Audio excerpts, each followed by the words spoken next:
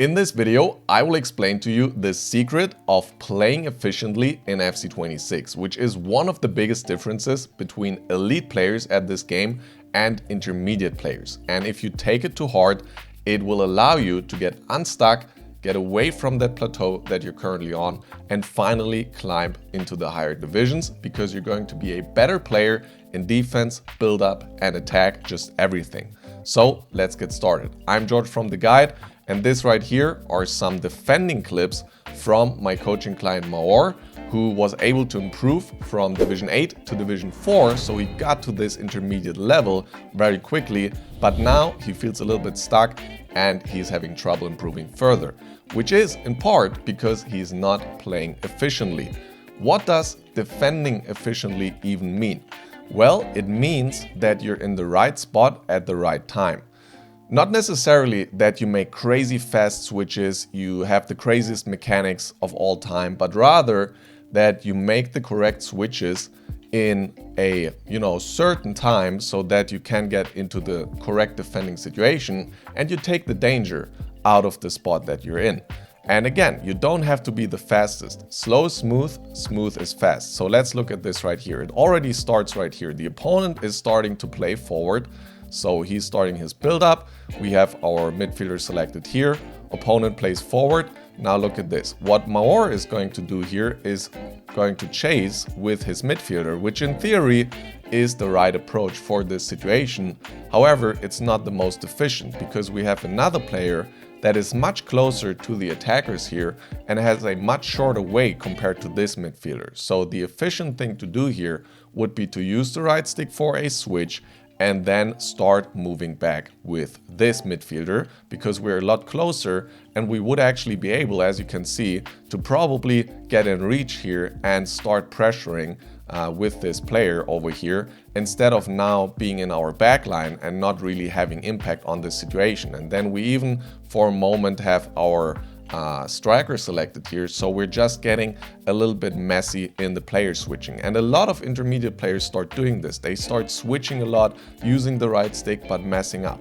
It's not about doing crazy things quickly. It's about being here in this situation, looking at this, realizing, hey, I have a player that's pretty close that I can chase with, so let me switch there and start chasing. So this is what you do now in this situation. You chase. Okay, so we would maybe be able to intercept the ball right here, and that would be fine. We kind of stabilize over here, and we even get to the correct player. But now what do we do in this situation? We start moving in here very aggressively and try to tackle for the ball, and the opponent is able to dribble past us. Again, being slow is smooth and smooth is fast. So take things a little bit slower. Instead of switching here and hectically trying to sprint into the way of the opponent and tackling there, be efficient and make sure that the first thing you do is take away the direct way from the opponent towards the goal here and stay on that line and look at what the opponent is doing first. You want to be calm. You want to take away as many options as you can, and that will allow you to simply stay in front of the opponent. When he tries to move over here, you can go there as well and start taking that away from him and easily defend this situation still. Now we have something similar going on here in this situation. We lose the ball in the build-up. Look how long it takes us to kind of gain control of this situation and get to the correct player. Excuse the lag, by the way, in the recording here. We actually do fine there in the end. But yeah, the start of this situation is the really interesting part. So again, we're playing forward in the build-up. We are losing the ball here. And now look at this right here. A very good player that is very efficient will immediately recognize what he needs to do here, because he's been in a situation like this a lot and he's able to calmly assess it and then just make the one right decision. It only needs one switch right here. You can kind of think about if you can spot it. So what does the opponent want to do here? Well, he just won the ball, so obviously in a very good position, right? Because we were just trying to move forward. So he wants to play forward and he has this player wide open. And then probably what is he going to do? Play into this space, because he has a lot of space available, right? Like a lot of space over here. He will have some more passing options, so he can go over here. He can go forward this way because he will have another player there. So how can we have an impact on this right now?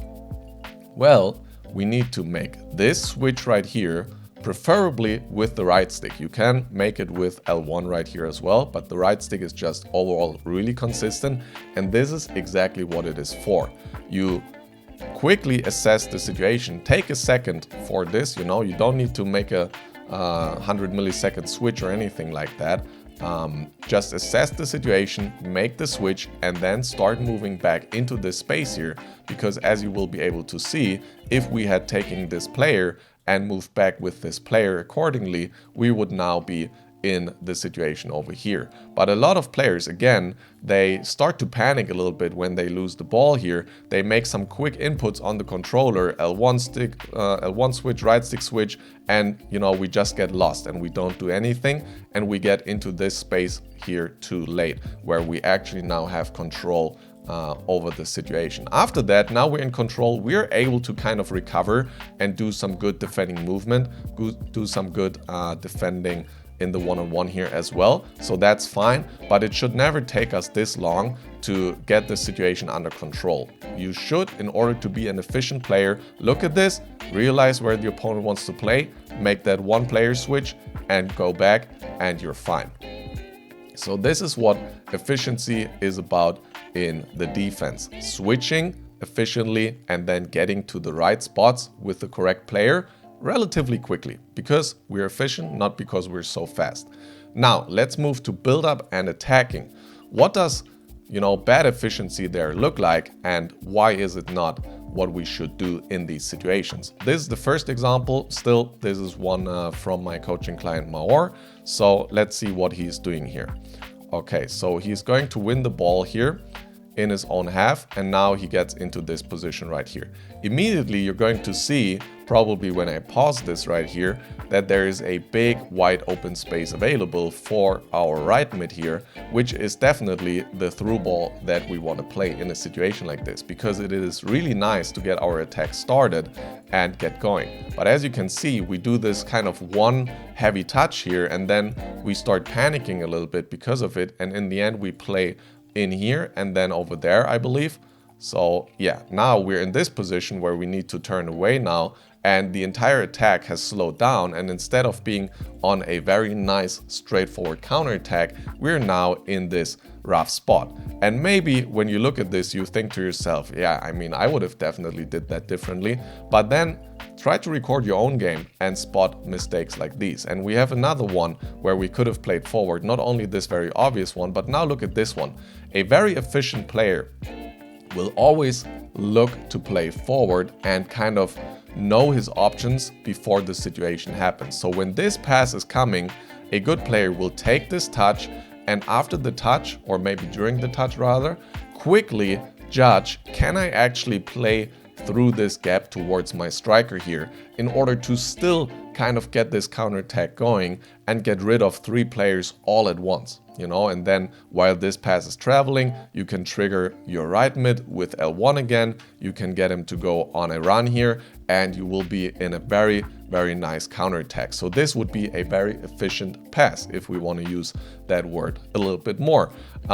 So yeah, stuff like this matters, guys, you know, because this pass was definitely on.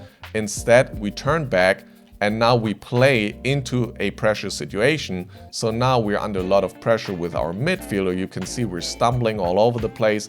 We need to reset our attack. We try going forward, but it is really, really hard. We could have had a much, much easier time than this.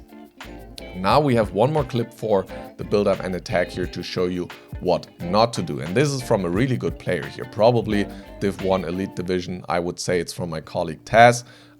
So you can see this guy here definitely knows what he's doing, but he's playing some tiki-taka that is not really accomplishing much. It's not efficient, okay? So he's playing forward here, plays out there, plays to his left mid, plays back, no run initiated, a couple more tiki-taka passes here. Looks nice, but doesn't accomplish much. Obviously, if that's your style and you want to do that, do it for fun, you can definitely do that. If you're looking to be a very good and efficient player and you want to climb, it's probably not what you want to do, because it's not going to move your attack forward and gain you space. So what you would want to do in a situation like this is, once you get the ball here to your left mid, you can let it bounce back, that's not an issue, but you want to create a run with that in order to kind of apply some pressure and start moving in behind here. And then from there you can look to play with your midfielder, play with your striker, and then back out wide to your left mid, something like that, right? Because you can see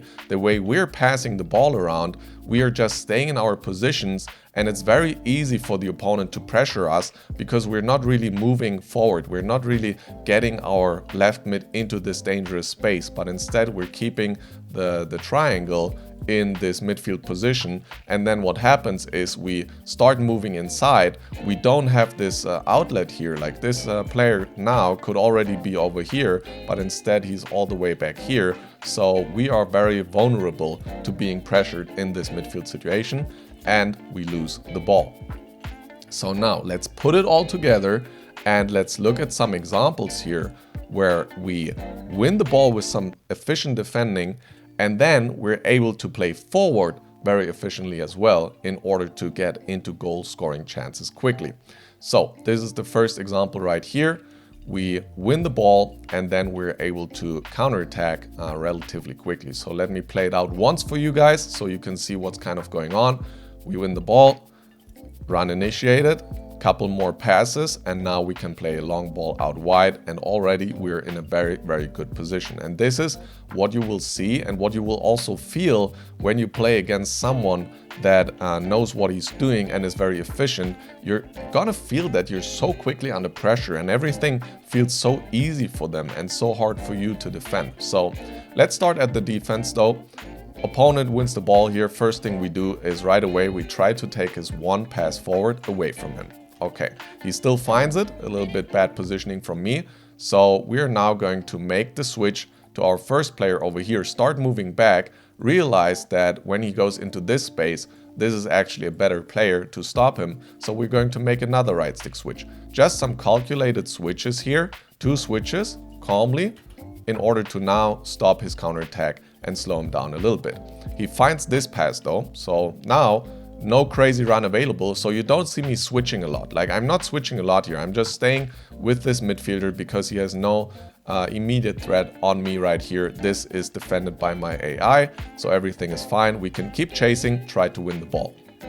Do a little bit of a missed tackle here, so then is when I will switch and I will actually go back here into my backline because now this run is becoming available, and also I'm just so far away from him right here that I rather decide to defend the run. And you can see I'm just defending the through ball. I don't want to let him do the through ball. At the same time, you can use R1, which is really, really nice for second man press when you're defending far away from the ball. And that's it. You know, you can see me doing one thing at a time, calmly, just defending the through ball there. I get a little bit lost here with my switching. I think I wanted to get to my right center back and defend this pass right here. That was the intention, but I switched a little bit badly. No big deal though. I take a moment to see what's going on, and then I just press L1 because I see he's going back here on the wing, so I can defend one-on-one. I will defend that. As soon as he starts turning in, I will do the switch to get there. Okay, be ready for something like this. Just know that when he gets to turn inside, he wants to play inside, so let me defend there. So we switch there, defend there, second man press on the outside. He dribbles back out, so we can apply some pressure. Again, he turns, so we do the same switch. You can just see it goes back and forth, but the whole time we're staying calm, we're staying in control, we're taking away the passing option that he has. Now we're taking this passing option away. He doesn't play it, so we're now taking it away with this player, and then in the end here, we win the ball. Okay, we immediately play forward, we take our touch out wide, and I want this guy to go on a run. Ideally, I want to play a pass and go with him and get this guy on a run, so I don't have to run all this way with the ball, which is not always very ideal and efficient. So I use the directional nutmeg here, which is a little bit of an advanced skill move, but also not the craziest thing in the world, guys. It's L1, R1, and flicking the right stick 90-degree angle. So I'm running this way, so I flick this way. This allows me to cut inside, and now I can play the pass and go, L1 plus X, take a touch, and I'm looking to continue my attack and somewhat get the ball into this space over here. I already know what I want to do in my build-up. I want to get the ball to these players because I will have this run available here to start my counterattack. So I'm looking for options. This is risky, this is covered, but this is kind of open here, okay? So covered here, covered there, this is open. So we now pass over here. We can play this first time. Now I know this run is coming in. I know that, so I'm prepared for it. So I can take the touch there and play the long through ball.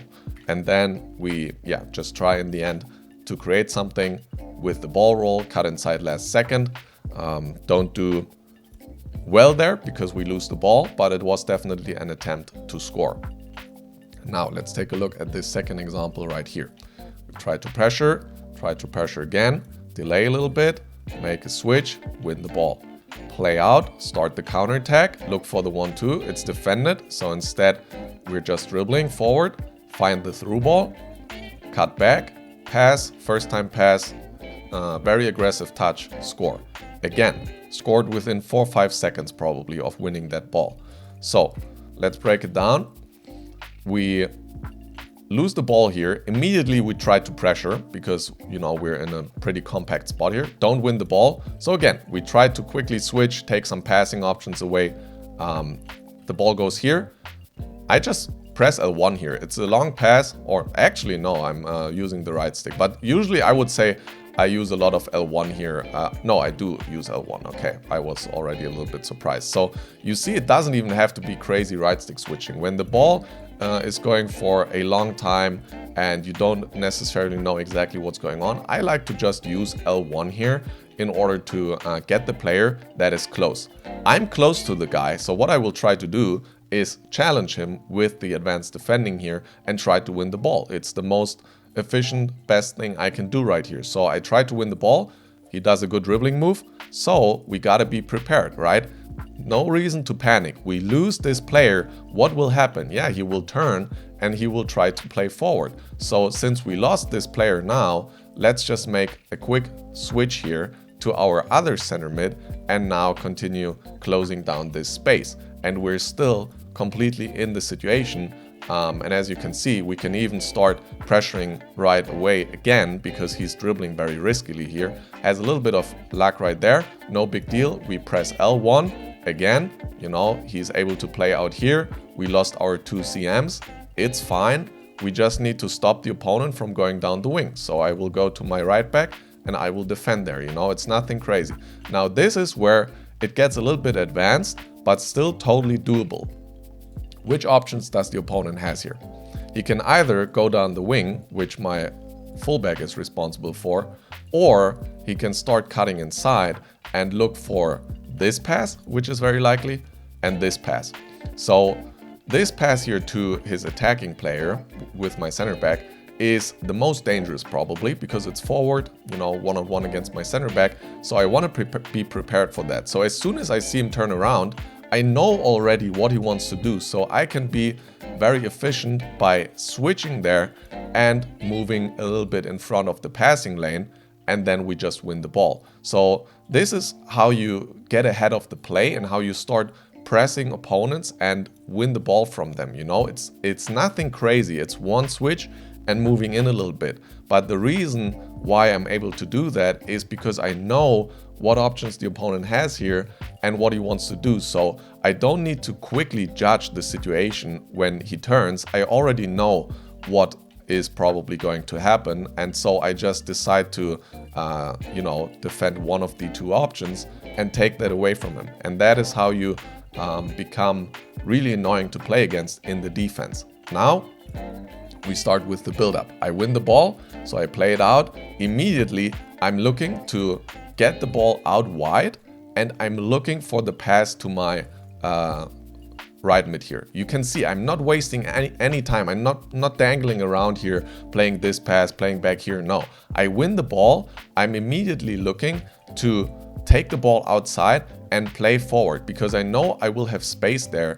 And now I'm looking to play the pass and go with my player here so that I can then get the run in again on the wing, and I can build my attack very quickly again and apply a ton of pressure on the opponent. Now in this case, he aggressively anticipates for this pass with his fullback, so I realized that fortunately, so I can dribble away from him and still I can keep going forward because he just pulled out his fullback very aggressively.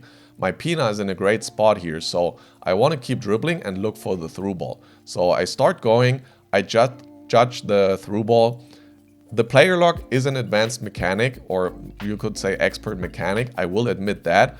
So it is helpful here. However, probably I could get away with just playing this as a normal through ball without the player lock. Maybe trigger her with L1 and play it. So it's something you can implement if you want, but it's definitely not necessary to be a good player at this game. So we do the player lock. The most important thing is we want to keep going forward as much as we can, apply the pressure. So we get into a good spot. Now we're here.